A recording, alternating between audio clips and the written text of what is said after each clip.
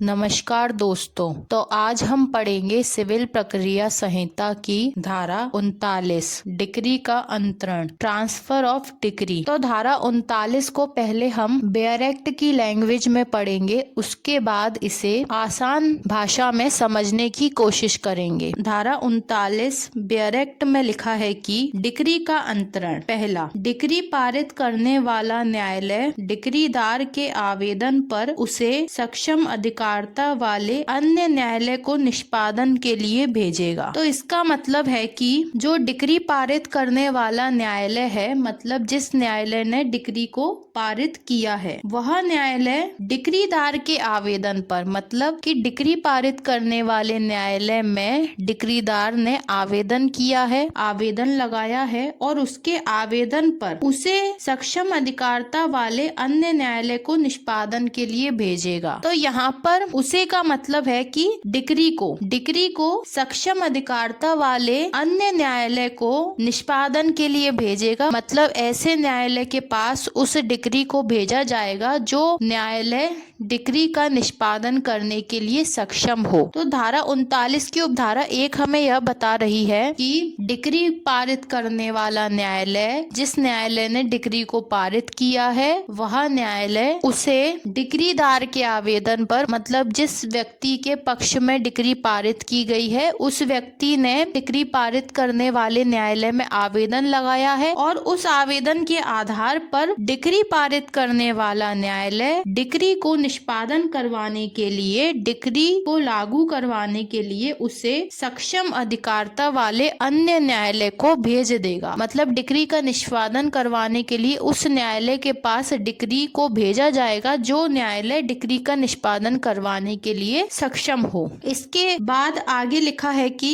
यदि वह व्यक्ति जिसके विरुद्ध डिक्री पारित की गई है ऐसे अन्य न्यायालय की अधिकारता की स्थानीय सीमाओं के भीतर वास्तव में और स्वेच्छा से निवास करता है या कारोबार करता है या अभिलाभ के लिए स्वयं काम करता है, अथवा। तो इसमें एक बात आपको पता होनी चाहिए कि डिक्री पारित करने वाला न्यायालय और डिक्री का निष्पादन करवाने वाला न्यायालय दोनों अलग अलग भी हो सकते हैं। कई बार ऐसी परिस्थितियां उत्पन्न हो जाती हैं कि जब जो डिक्री पारित करने वाला न्यायालय है वह स्वयं डिक्री का निष्पादन नहीं करता, बल्कि किसी अन्य न्यायालय के द्वारा उस डिक्री को निष्पादन के लिए भेज देता है। तो साधारण स्थितियों में तो यह होता है कि डिक्री पारित करने वाले न्यायालय के द्वारा ही डिक्री का निष्पादन करवाया जाता है। लेकिन कभी कभी कुछ ऐसी परिस्थिति उत्पन्न हो जाती है जिससे कि जो डिक्री पारित करने वाला न्यायालय है वह डिक्री का निष्पादन नहीं कर पाता और उसका निष्पादन करवाने के लिए डिक्री को किसी अन्य न्यायालय के पास भेज देता है। डिक्री पारित करने का मतलब होता है कि न्यायालय ने अपना निर्णय सुना दिया, अपना निर्णय डिक्री के रूप में पारित कर दिया, अपना निर्णय निकाल दिया। और डिक्री का निष्पादन का मतलब होता है कि डिक्री का एग्जीक्यूशन करवाना, मतलब कि डिक्री का संचालन करवाना, डिक्री को उस स्थान पर और उस व्यक्ति के खिलाफ लागू करवाना जिसके खिलाफ डिक्री पारित की गई है। तो न्यायालय के द्वारा डिक्री पारित करने का मतलब होता है कि न्यायालय के द्वारा निर्णय का निकाला जाना, और डिक्री के निष्पादन का मतलब होता है कि डिक्री को उस स्थान पर और उस व्यक्ति के विरुद्ध लागू करना जिसके विरुद्ध वह डिक्री पारित की गई है। तो धारा 39 की उपधारा 1 का पॉइंट हमें यह बताता है कि यदि वह व्यक्ति जिसके विरुद्ध डिक्री पारित की गई है ऐसे अन्य न्यायालय की अधिकारता की स्थानीय सीमाओं के भीतर वास्तव में और स्वेच्छा से निवास करता है। इसका मतलब यह है कि जिसके विरुद्ध, जिसके खिलाफ निर्णय दिया गया है वह ऐसे अन्य न्यायालय की अधिकारता की स्थानीय सीमाओं के भीतर वास्तव में और स्वेच्छा से निवास करता है। तो डिक्री का निष्पादन कभी कभी किसी अन्य न्यायालय की स्थानीय अधिकारताओं के भीतर करवाना पड़ता है, क्योंकि प्रतिवादी किसी अन्य स्थान पर या तो रहता है या फिर निवास कर रहा है या कारोबार करता है या अभिलाभ के लिए काम करता है। तो इन सभी स्थितियों में क्या हो जाता है कि जो स्थान है वह बदल जाता है। मतलब कि जहाँ पर केस चल रहा होता है, यानी कि जहाँ पर डिक्री पारित की गई होती है, वह स्थान, वह न्यायालय अलग होता है, और जिस व्यक्ति के खिलाफ वह केस चल रहा होता है और डिक्री पारित की गई होती है वह व्यक्ति किसी अन्य स्थान पर रहता है, अन्य स्थान पर कारोबार करता है या किसी अन्य स्थान पर अभिलाप के लिए स्वयं काम करता है। तो ऐसी स्थिति में क्या होता है कि डिक्री का निष्पादन किसी अन्य न्यायालय की अधिकारता के अंदर रहते हुए करवाना पड़ता है। इसके बाद दिया है धारा 39 की उपधारा 1 का ख, यदि ऐसे व्यक्ति की संपत्ति जो ऐसी डिक्री की तुष्टि के लिए पर्याप्त हो, डिक्री पारित करने वाले न्यायालय की अधिकारता की स्थानीय सीमाओं के भीतर नहीं है और ऐसे अन्य न्यायालय की अधिकारता की स्थानीय सीमाओं के भीतर है, अथवा। तो उपधारा 1 की ख पॉइंट का मतलब यह है कि जो संपत्ति है, मतलब कि जिस संपत्ति से डिक्री की तुष्टि करवानी है, डिक्री को पूर्ण करवाना है, डिक्री की पूर्ति करवानी है, वह संपत्ति जिस व्यक्ति की है वह किसी अन्य न्यायालय की स्थानीय अधिकारता के भीतर रहता है। मतलब कि वह व्यक्ति जिसके खिलाफ कोई डिक्री पारित की गई है और जिसकी संपत्ति में से उस डिक्री की तुष्टि करवानी है, उस डिक्री में जो उसके ऊपर जो जुर्माना या जो दंड लगाया गया है उसको वसूल करने के लिए उसकी संपत्ति में से पैसे को इकट्ठा करना है या पैसा वसूल करना है या डिक्री की तुष्टि करवानी है, तो ऐसी संपत्ति उस न्यायालय की स्थानीय अधिकारता के भीतर पर्याप्त मात्रा में नहीं है। किस न्यायालय की स्थानीय अधिकारता के भीतर पर्याप्त मात्रा में नहीं है? जिसने उस मामले को सुना है और जिसने डिक्री पारित की है। तो ऐसी स्थिति में क्या होगा कि जो अन्य न्यायालय है, मतलब कि जहां पर उस व्यक्ति की कोई अन्य संपत्ति है, उस अन्य न्यायालय की स्थानीय अधिकारताओं के भीतर जो संपत्ति स्थित है, उस संपत्ति में से भी उस डिक्री की तुष्टि के लिए धन वसूल किया जा सकता है। मतलब उस संपत्ति को बेचकर या किसी अन्य प्रकार से उस संपत्ति में से उस व्यक्ति के खिलाफ जो डिक्री का दंड है, जो आर्थिक जुर्माना है या फिर जो उस पर आर्थिक दंड लगाया गया है, वह आर्थिक दंड को वसूल किया जा सकता है। तो उपधारा 1 की ख पॉइंट हमें यह बताना चाहता है कि यदि किसी न्यायालय की स्थानीय अधिकारता के भीतर स्थित संपत्ति में से उस डिक्री की तुष्टि नहीं हो पाती है, उस डिक्री में जो दंड लगाया गया है वह पूरा वसूल नहीं हो पाता है, तो फिर किसी अन्य न्यायालय की स्थानीय अधिकारता के भीतर स्थित स्थावर संपत्ति में से उस दंड को वसूल किया जा सकता है। लेकिन वह अन्य जो न्यायालय होगा, जो अन्य न्यायालय की स्थानीय अधिकारता होगी, वह ऐसी होना चाहिए जहां पर वह व्यक्ति जिसके खिलाफ डिक्री पारित की गई है वह या तो रहता है या कारोबार करता है या अभिलाप के लिए स्वयं कार्य करता है। तो उसी व्यक्ति की संपत्ति उस अन्य स्थान पर, उस अन्य न्यायालय की अधिकारता के भीतर होनी चाहिए, तब जाकर उस डिक्री की तुष्टि होगी, उस डिक्री में से धन की पूर्ति की जाएगी। इसके बाद आता है ग, यदि डिक्री उसे पारित करने वाले न्यायालय की अधिकारता की स्थानीय सीमाओं के बाहर स्थित स्थावर संपत्ति के विक्रय या परिधान का निर्देश देती है, अथवा। तो उपधारा 1 का ग पॉइंट हमें यह बताता है कि जो डिक्री है वह यह निर्देश दे रही है, यह आदेश दे रही है, यह बता रही है कि डिक्री में जो धन की बात कही गई है, जो दंड लगाया गया है, उस धन को वसूल करने के लिए डिक्री पारित करने वाले न्यायालय की स्थानीय सीमाओं के बाहर जो संपत्ति स्थित है, उस संपत्ति का विक्रय या परिधान करके उस धन की वसूली की जाए, उस धन को वसूला जाए। तो यह बता रहा है कि यदि डिक्री उसे पारित करने वाले न्यायालय की अधिकारता की स्थानीय सीमाओं के बाहर स्थित स्थावर संपत्ति के विक्रय या परिधान का निर्देश देती है, तो यदि डिक्री यह निर्देश दे रही है कि कोई ऐसी संपत्ति का विक्रय या परिधान किया जाए जो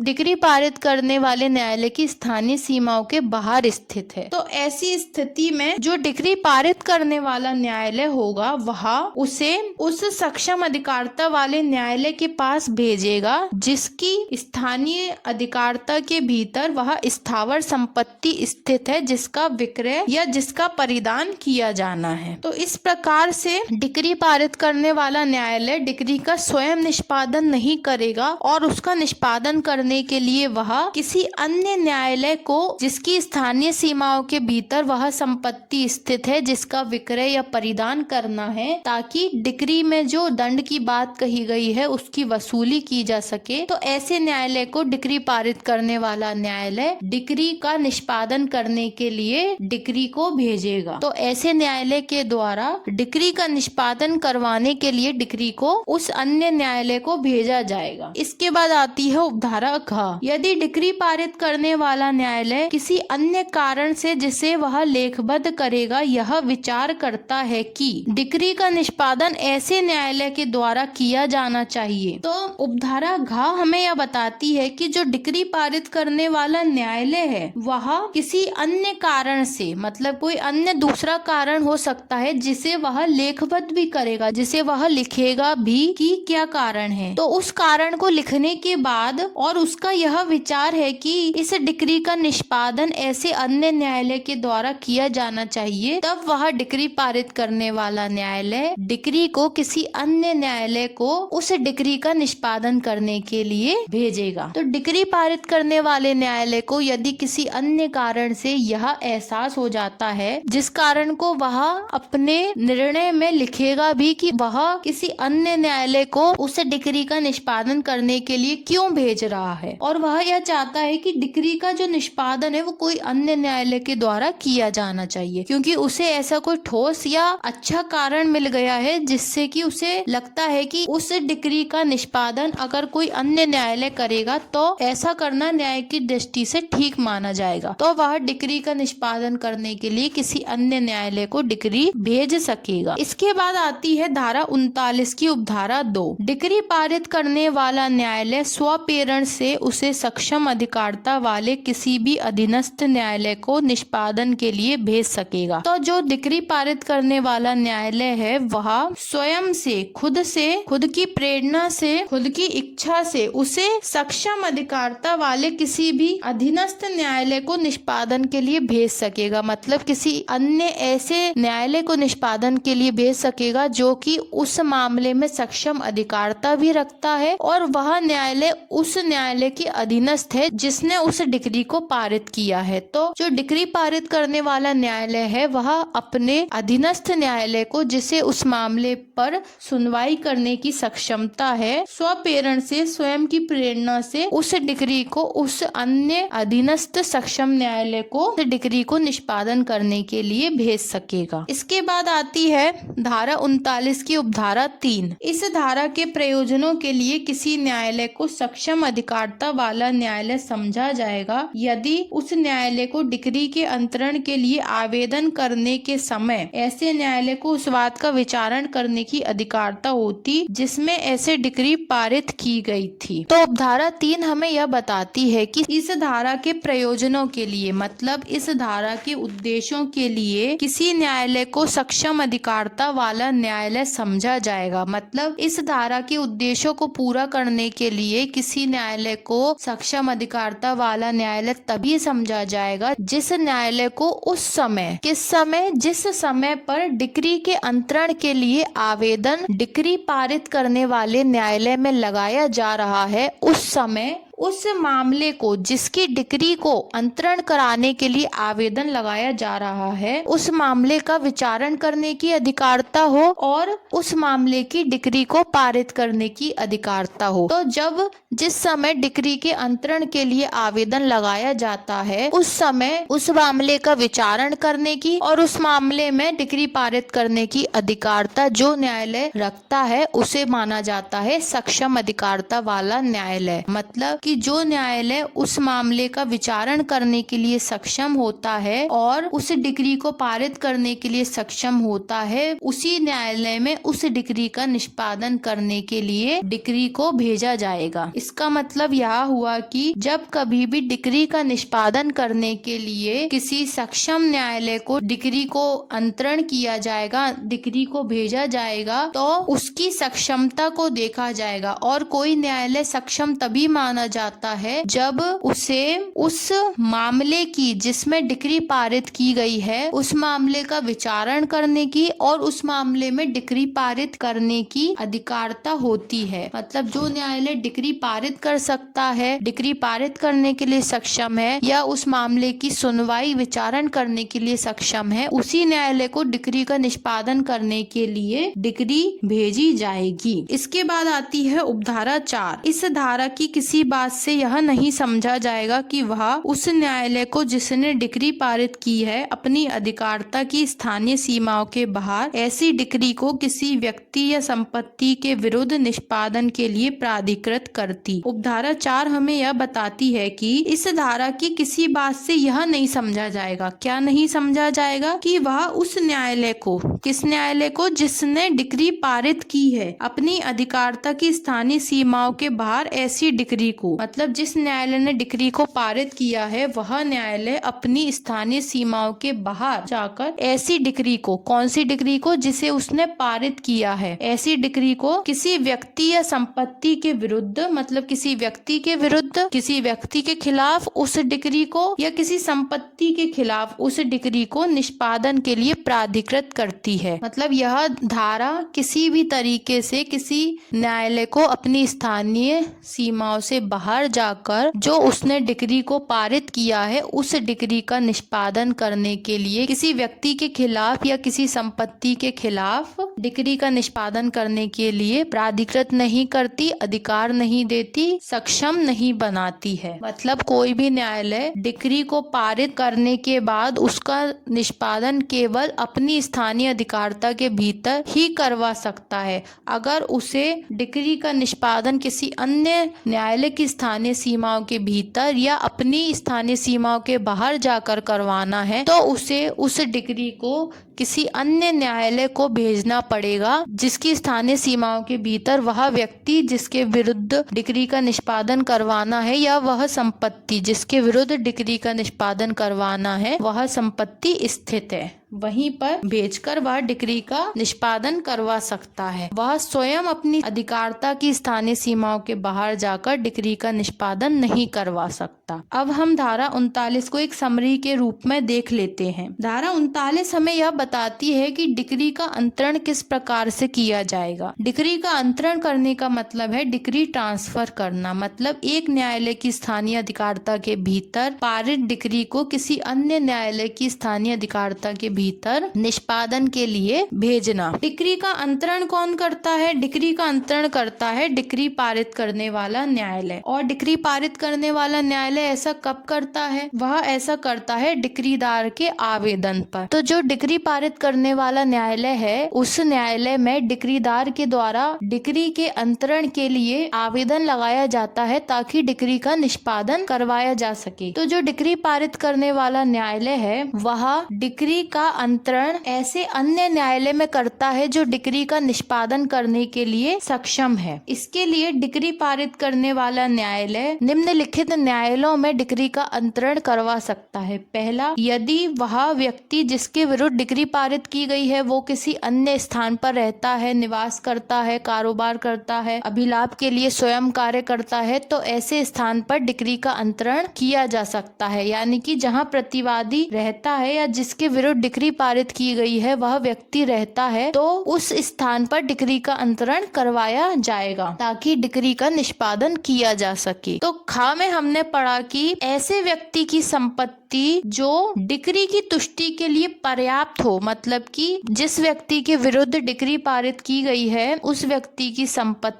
जिस संपत्ति में से डिक्री का तुष्टीकरण किया जाएगा, डिक्री में जो धन की बात कही गई है उसकी पूर्ति की जाएगी, उस डिक्री की तुष्टि के लिए पर्याप्त हो, तो ऐसी स्थिति में ऐसी संपत्ति जो डिक्री की तुष्टि के लिए पर्याप्त है वह डिक्री पारित करने वाले न्यायालय की स्थानीय अधिकारता के भीतर नहीं आती। तो अब ऐसी स्थिति में क्या होगा? तो ऐसे अन्य न्यायालय की अधिकारता की स्थानीय सीमाओं के भीतर उस डिक्री को निष्पादन के लिए भेजा जाएगा। फिर हमने पढ़ा गा पॉइंट। गा में हमने पढ़ा कि यदि डिक्री इस बात का निर्देश देती है, किस बात का निर्देश देती है, कि जो स्थावर संपत्ति है उसका विक्रय और परिधान किया जाए और वह स्थावर संपत्ति है स्थानीय सीमाओं के बाहर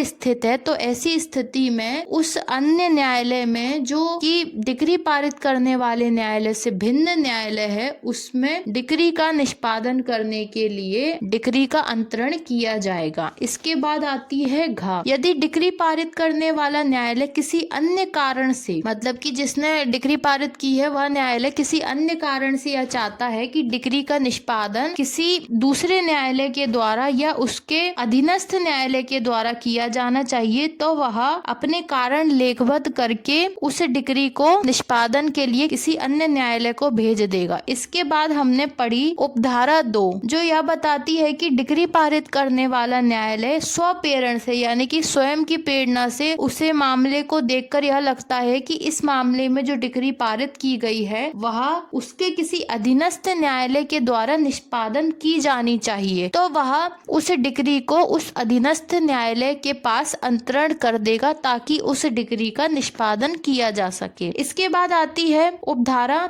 3। इस धारा के प्रयोजनों के लिए जो सक्षम अधिकारिता वाला न्यायालय है वह किसे समझा जाएगा? तो जब डिक्री के अंतरण के लिए किसी न्यायालय में आवेदन लगाया जाता है और वह न्यायालय उस अंतरण के समय, मतलब उस अंतरण के आवेदन के समय ऐसे वाद का विचारण करने के लिए जिस केस की डिक्री के अंतरण के लिए आवेदन लगाया गया है, ऐसे वाद का विचारण करने के लिए सक्षम है और उसमें डिक्री पारित करने के लिए सक्षम है, तो ऐसे न्यायालय को यह माना जाएगा कि वह सक्षम अधिकारिता वाला न्यायालय है। इसका मतलब यह हुआ कि धारा 39 की उपधारा 3 हमें यह बताती है कि इस धारा के प्रयोजनों के लिए, मतलब धारा 39 के प्रयोजनों के लिए किसी न्यायालय को सक्षम अधिकारिता वाला न्यायालय कब माना जाएगा, कब समझा जाएगा? तो किसी न्यायालय को सक्षम अधिकारिता वाला न्यायालय तब समझा जाएगा जब उस न्यायालय में डिक्री के अंतरण के लिए आवेदन लगाया जाता है और जिस समय आवेदन लगाया गया है उस समय जिस मामले की डिक्री के अंतरण के लिए उसके पास आवेदन लगाया गया है उस मामले का विचारण करने के लिए या उस मामले की डिक्री पारित करने के लिए सक्षम है, तो ऐसे न्यायालय को यह माना जाएगा कि वह सक्षम अधिकारिता वाला न्यायालय है और उसे उस